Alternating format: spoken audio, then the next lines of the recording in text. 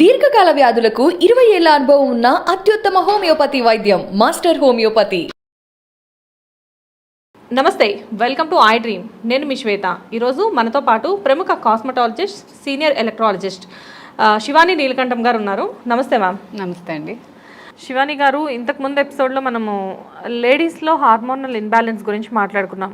కానీ చాలామందికి తెలియదు ఏంటంటే జెంట్స్లో కూడా హార్మోన్ ఇన్బ్యాలెన్స్ అనేది ఉంటుంది.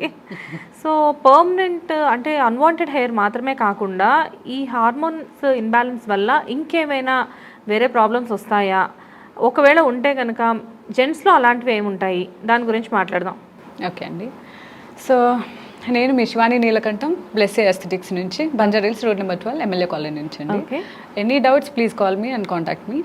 అండ్ ప్రాబ్లం ఇప్పుడు ఏంటి అంటే hormonal imbalance. So hormonal imbalance ఆడవాళ్ళలో కాకుండా మగవాళ్ళలో కూడా ఉంటుంది, ఖచ్చితంగా ఉంటుంది. మనకి ఎలాగైతే మన లోపల పీసీఓడి, థైరాయిడ్, టెస్టోస్టెరాన్ లెవెల్స్ అనేది ఎలాగైతే హై అవుతుందో సేమ్ ద వే మగవాళ్ళకు కూడా, వాళ్ళకు కూడా లేడీస్ వాళ్ళలోనూ మనలోనూ ఉండేది ఆడవాళ్ళది మగవాళ్ళ హార్మోన్స్ ఉంటుందండి. కాకపోతే ఏది ఎక్కువ డామినేట్ చేస్తుంది అన్న దాన్ని బట్టి కాజెస్ స్టార్ట్ అవుతుంది. ఓకే ఓకే అలాగే వాళ్ళల్లో కూడా చాలామంది కూర్చొని వర్క్ చేసే వాళ్ళకి చాలామంది కూడా పిల్లలు అవ్వట్లేదు అని చెప్పి రకరకాల ప్రాబ్లమ్స్ నుంచి సఫర్ అవుతున్న వాళ్ళు ఉన్నారు. వాళ్ళకు కూడా థైరాయిడ్ ప్రాబ్లమ్స్ ఉంటాయి, వాళ్ళకు కూడా హార్మోనల్ ఇంబ్యాలెన్స్ అవుతుంది. వాళ్ళకు కూడా దానివల్ల వాళ్ళకేంటి కాజ్ అవుతుంది అంటే ఒకటి హెయిర్ లాస్. అది నాట్ ఈవెన్ అందరూ అనుకుంటాము లైక్ జెనెటిక్స్ నుంచి ఉంటేనే హెయిర్ లాస్ ఉంటుంది అని. నాట్ ఈవెన్ దట్ అండి. జెనెటిక్స్ నుంచి హెయిర్ లాస్ అవ్వచ్చు, హార్మోన్ ఇంబ్యాలెన్స్ నుంచి అవ్వచ్చు. అదే కాకోకుండా వాళ్ళ లైఫ్ స్టైల్, ఏం చేస్తున్నారు, ఎంత స్ట్రెస్ తీసుకుంటున్నారు, ఏం యూస్ చేస్తున్నారు, ఎంత తింటున్నారు, ఎగ్జాక్ట్లీ దాని నుంచి కూడా హెయిర్ లాస్ ఉంటుంది. అండ్ సెకండ్ ప్రాబ్లం వచ్చేసి పిగ్మెంటేషన్. చాలా మంది మగవాళ్ళలో ఇప్పుడు మేము చూస్తున్నది దిస్ సైడ్ అండి, సైడ్ బోన్స్, చీక్ లైన్లో వచ్చే పిగ్మెంటేషన్, నెక్ చుట్టూ వచ్చే pigmentation, under arms and elbows, చాలా మంది మగవాళ్ళకి అది వస్తుంది. అది ఎందుకనంటే weight gain. First reason hormonal imbalance అవ్వగానే ఫస్ట్ మనకు కనిపించేది ఏంటి అంటే పిగ్మెంటేషన్, వెయిట్ గెయిన్ అయినా హార్మోనల్ ఇంబ్యాలెన్స్ అవుతుంది, హార్మోనల్ ఇంబ్యాలెన్స్ అయినా వెయిట్ గెయిన్ అవుతుంది.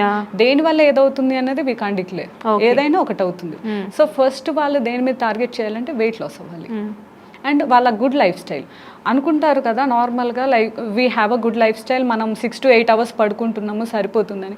6 to 8 hours అన్నది లైక్ 3 o'clock పడుకొని in the morning you wake up ing 9 o'clock 10 o'clock అంటే అది కాదు. We have a hormonal schedule. మన బాడీకి, మన బాడీలో ఒక మెథడ్ ఆల్రెడీ ఫిక్స్ అయిపోయి ఉండింది. లైక్ ఈ టైం టు ఈ టైం స్లీప్. మన హార్మోన్స్ ఎప్పుడు మనకు యాక్టివేట్ అవుతూ ఉంది అంటే కరెక్ట్గా ఎప్పుడు ఫంక్షన్ అవుతుందంటే there is a 9 o'clock to 3 o'clock in the morning.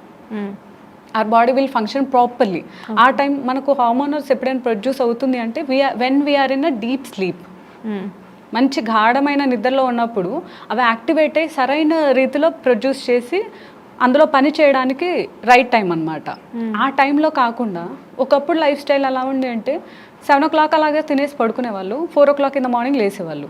But ఇప్పుడు లైఫ్ స్టైల్ ఏంది 4 o'clock పడుకుంటున్నారు, 10 o'clock లేస్తున్నారు.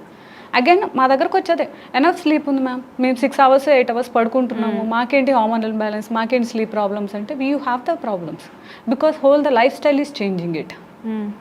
ఆ లైఫ్ స్టైల్ చేంజ్ అయినప్పుడు ఆటోమేటిక్గా మన హార్మోన్స్ కూడా చేంజ్ అయిపోతుంది. ఓకే, ఎన్ని అవర్స్ స్లీప్ తీసుకున్నా అది ఎంత ఇంపార్టెంటో, ఏ టైం పడుకుంటున్నామో అది కూడా అంత ఇంపార్టెంట్.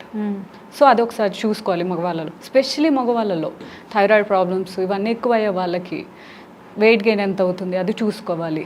అండ్ చాలా ఎర్లీ స్టేజ్లో చాలా మందికి చాలా బాల్ హెడ్ వచ్చేస్తుంది. సో అదంతా కూడా వాళ్ళ లైఫ్ స్టైల్ చేంజ్ అయిపోయి ఎక్కువ వరకు మనం చూస్తుంటాం నైట్ డ్యూటీస్ చేసే వాళ్ళకి, అంటే మా దగ్గరకు వచ్చే పేషెంట్స్లో చాలా మంది నైట్ డ్యూటీస్ చేసే వాళ్ళకి ఎక్కువగా ఉంటుంది.